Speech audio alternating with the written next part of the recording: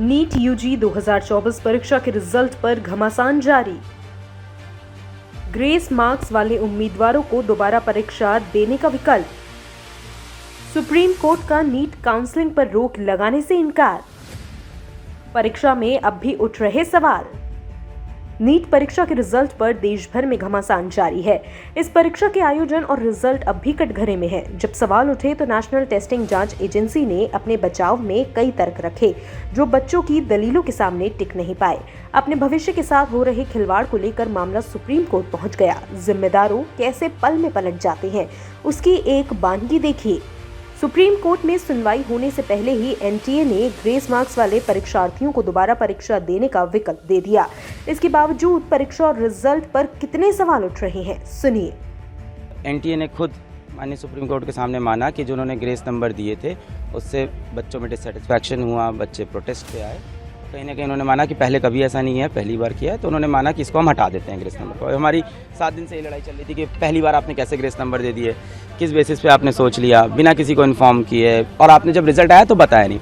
अब इससे मेरी प्रॉब्लम क्या क्या है, और उन्होंने जज एनटीए ने ये बोला है और माननीय सुप्रीम कोर्ट ने भी एग्री किया है कि जिन बच्चों को ग्रेस नंबर मिले थे 1563, उन बच्चों का या तो री एग्ज़ाम हो जाए, जो कि इन्होंने डेट दे दी है कि अप्रॉक्सीमेटली 23 जून को, या तो वो बच्चे अपने बिना ग्रेस के जो नंबर हैं उस पर हैप्पी हो जाए, यानी उनका ग्रेस नंबर काट दिया जाएगा। ठीक है, अब री एग्ज़ाम हो उन बच्चों का जो देना चाहते हैं 1563 में से, और जो नहीं चाहते हैं उनका ओरिजिनल स्कोर रहेगा। फिर रैंक पूरी शफल हो, उसके बेसिस पे काउंसलिंग हो। सबसे बड़ी परीक्षा नीट की भदपीटी। सोशल मीडिया पर ट्रेंड कर रहा नीट। भ्रष्टाचार पर एनटीए को क्लीन चिट। सुप्रीम कोर्ट में सुनवाई से पहले जब एनटीए ने यह माना कि ग्रेस मार्क्स गलत थे और हम उन्हें हटाने जा रहे हैं, इस पर लोगों ने एनटीए निष्पक्षता और पारदर्शिता पर सवाल उठाना शुरू कर दिया। छात्र छात्राओं का एक बड़ा वर्ग अब भी परीक्षा में भ्रष्टाचार को लेकर परीक्षा रद्द करने की मांग कर रहा है। हालांकि सुप्रीम कोर्ट ने फिलहाल काउंसलिंग पर रोक लगाने से इनकार कर दिया है। सरकार के मंत्री अब भी इस बात पर अड़े हैं कि परीक्षा और रिजल्ट में कोई भ्रष्टाचार नहीं हुआ। सुनिए क्या बोल रहे हैं केंद्रीय शिक्षा मंत्री धर्मेंद्र प्रधान।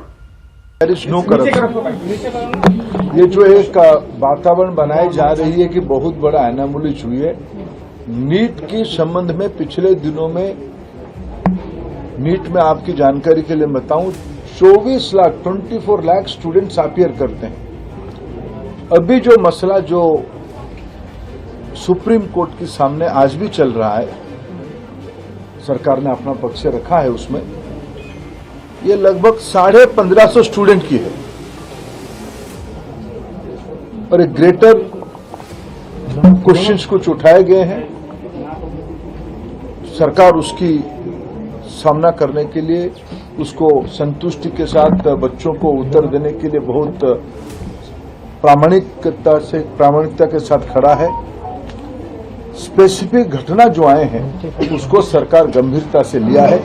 एकेडमिशियंस की कमेटी बनी है, उन्होंने कुछ रिकमेंडेशन किया है, उस हिसाब से सरकार आज कोर्ट के सामने उस पक्ष को रखेगा। और बाकी जो नीडफुल सुप्रीम कोर्ट के आदेश से ही कुछ साल पहले से एनटीए की गठन हुई है। बहरहाल एनटीए अब भी सवालों के घेरे में है। इन सवालों के जवाब देने और सच बोलने के बजाय एनटीए नए नए तर्क पेश कर रहा है, जो परीक्षार्थियों के सवालों के सामने टिक नहीं पा रहे। परीक्षा से जुड़े लोगों का मानना है कि इस लड़ाई में किसी की जीत नहीं हुई है। यहाँ परीक्षा देने वाले, परीक्षा लेने वाले और पूरा सिस्टम ही हार गया है। एनटीए आयोजकों व सरकार को बच्चों का भविष्य खराब करने की बजाय जल्दी सही और सच्चा निर्णय लेवे, ताकि नीट जैसी परीक्षाओं पर लोगों का विश्वास बना रह सके। खासखबर.com के लिए ब्यूरो रिपोर्ट।